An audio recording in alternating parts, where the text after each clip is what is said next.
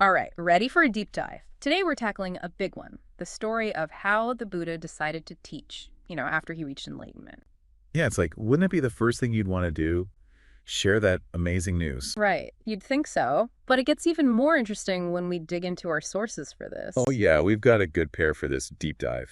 First up, we've got a commentary on a Buddhist text called The Noble Quest. It walks us through, the Buddha's whole journey. And for another angle, there's this Vietnamese text that explores the concept of Bai. By. Now, is that compassion? Exactly, compassion. And it uses this whole story of the Buddha choosing to teach as like a prime example of Bai in action. Ooh, okay, I'm intrigued. So this Noble Quest text, it starts out by talking about how before enlightenment, the Buddha was on what it calls an ignoble quest. Right, and this is something a lot of people can relate to, right? He was looking for the stuff we all think we want. Partners, wealth, even gold. The text actually mentions gold. Yeah, that happily ever after kind of stuff. But the text points out how all that is, well, temporary, isn't it? Hmm. Subject to change. And in the end, leads to suffering. It's like that thing where, you get what you want, but then it's like, okay, now what? Yeah, that fleeting happiness thing. Yeah. Like trying to grab onto smoke. The text even ties this ignoble quest to, being trapped in the cycle of rebirth and, all that aging, getting sick, dying. Not exactly a fun time. Right. So this ignoble quest, it's not really going anywhere, is it? A dead end. Yeah. But then, boom, we get the noble quest. And that's where things get really interesting. The Buddha shifts his focus, right? Starts seeking liberation from all that suffering. Not about adding more stuff, but understanding the root of it. So it's like changing the whole game, not just trying to win, but questioning why you're playing at all. Right on. And that's something for everyone listening to think about. What kind of quest are you on right now? Yeah. Ooh, deep. But the Buddha didn't just, think his way out of this, did he? The text talks about him actually seeking out teachers. Kalama, Udaka, son of Rama. These were big names in the spiritual world back then. Yeah, like the celebrity gurus. Yeah. And what's fascinating is the text says he mastered their teachings, like super fast, even surpassed them. Whoa, so he's like the star student who graduates top of the class. Exactly. But he knew there was something more. It's like he could see that their teachings, while cool, they weren't the whole picture, He was looking for something that addressed the root of suffering, not just put a Band-Aid on it. He had high standards. Okay, so then the text takes us to Uruvela. It's described as this, beautiful, peaceful place, perfect for practicing, and then boom, enlightenment. Fast forward, right, like the text is saying, let's get to the good part. And the way it describes that moment, knowledge and vision arose in me. My freedom is unshakable. No more future lives. Powerful stuff. But here's the twist. Instead of feeling like, oh my gosh, I have to shout this from the rooftops, the text says he hesitated. I know, right? Not what you'd expect. But think about it. You've just had this mind-blowing experience. The text suggests he was worried, How do you even explain something that profound? Like trying to explain color to someone who's been blind their whole life. Exactly. And the text even includes some verses he composed, like expressing how hard it would be to teach. So he was having second thoughts. But that's where, wait for it, a divine being steps in. Right.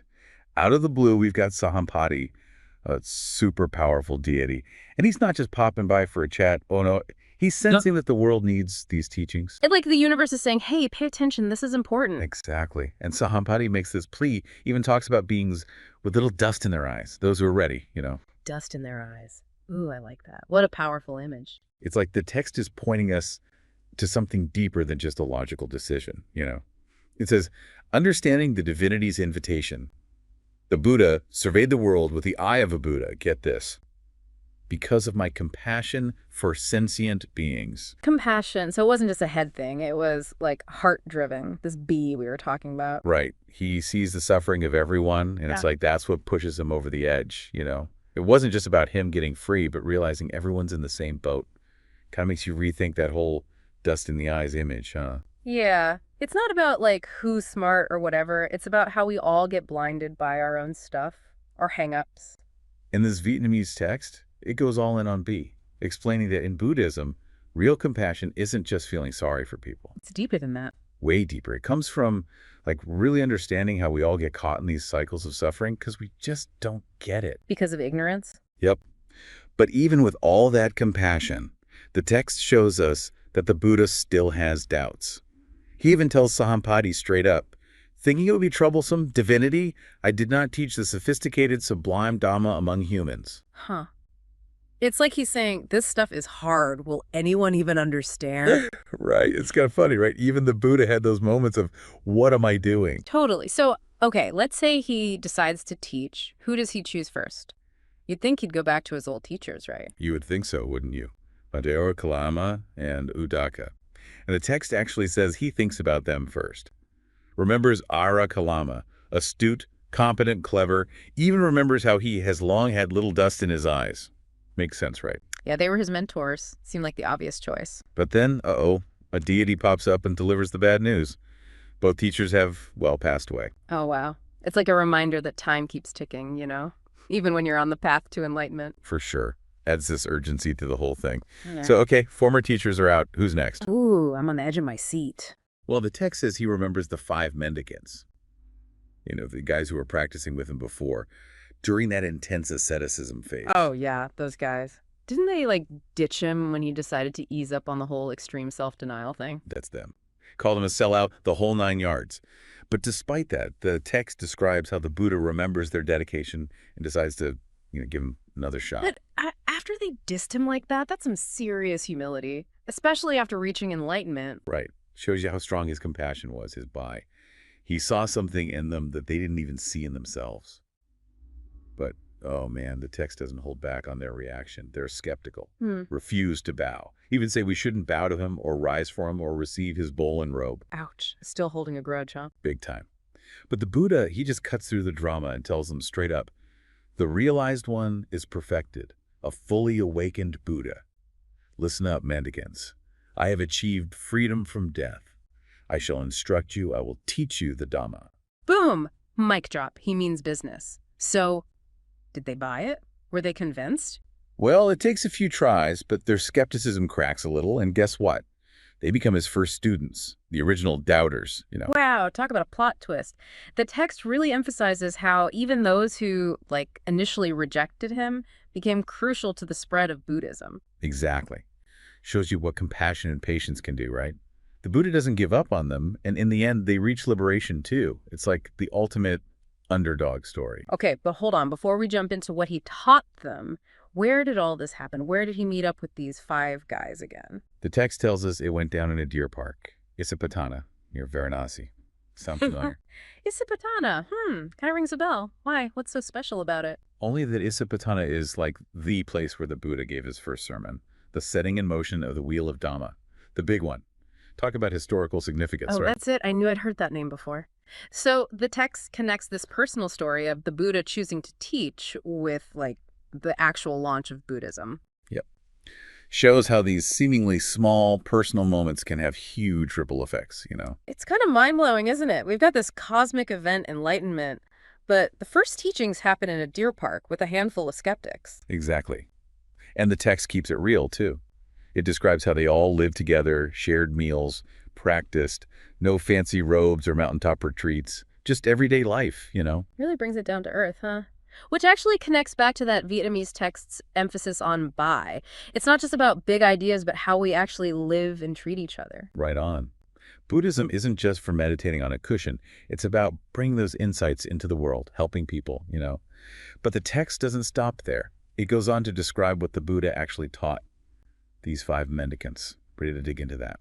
Yes. What were those first lessons? I bet they'll tell us even more about this whole noble quest and how to break free from suffering. Okay, so we're back, ready to finish up our deep dive into the Buddha's decision to teach and those crucial early days. Last we left off, he'd just reconnected with those 5 mendicants at Istapatana, right? Yeah, the deer park. And not just any deer park, remember. That's where he gave his first sermon later on. Right. Talk about setting the stage. But I'm really curious about what he taught them, after all that back and forth about whether to teach at all. What wisdom did he share first? Well, the text tells us he jumped right into the stuff we all experience. The 5 kinds of sensual stimulation, he calls them.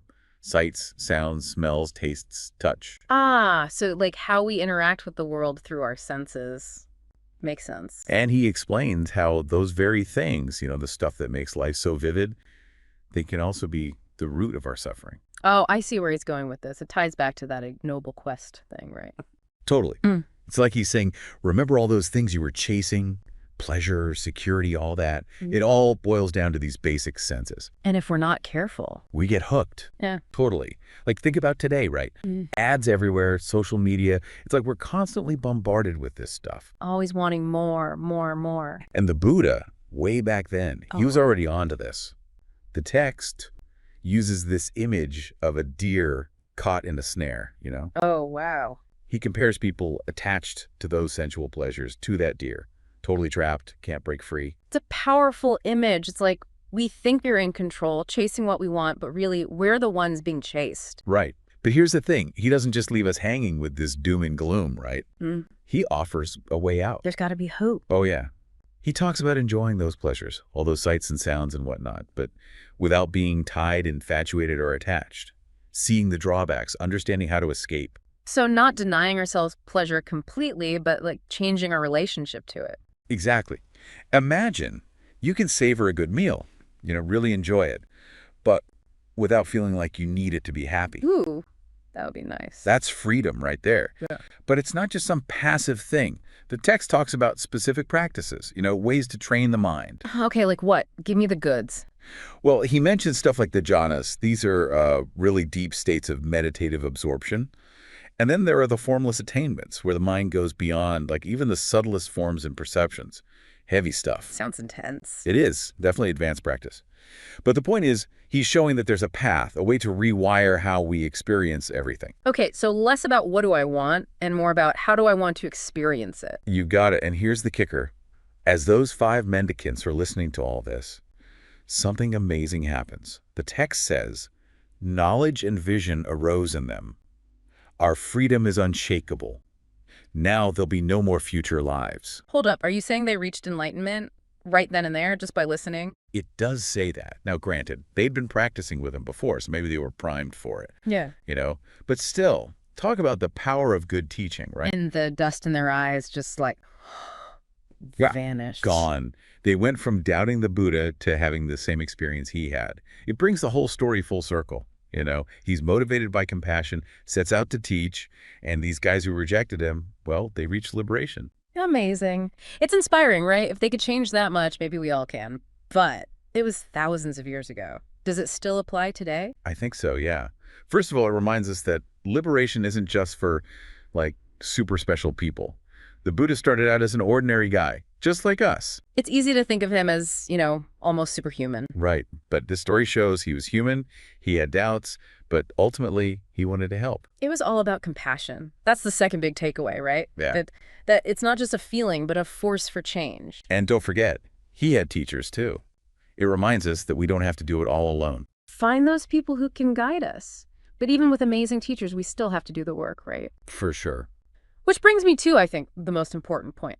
This story makes us look inward, What's our dust in the eyes? What's holding us back? Good question. Those attachments, beliefs, habits. The stuff that keeps us snagged and suffering. Yep.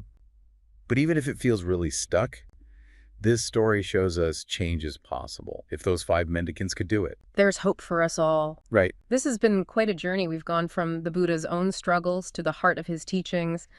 And it's left me feeling inspired, but also like, okay, now what? It's one thing to hear it, but another to actually live it, I hear you. But that's the beauty of it, right? This story keeps unfolding. It's an invitation to keep exploring, keep questioning, and keep striving, just like the Buddha did. Well said. Thanks for joining me on this, and to everyone listening, thanks for diving in with us. We hope this has, sparked something, maybe even inspired you to start your own noble quest. Until next time,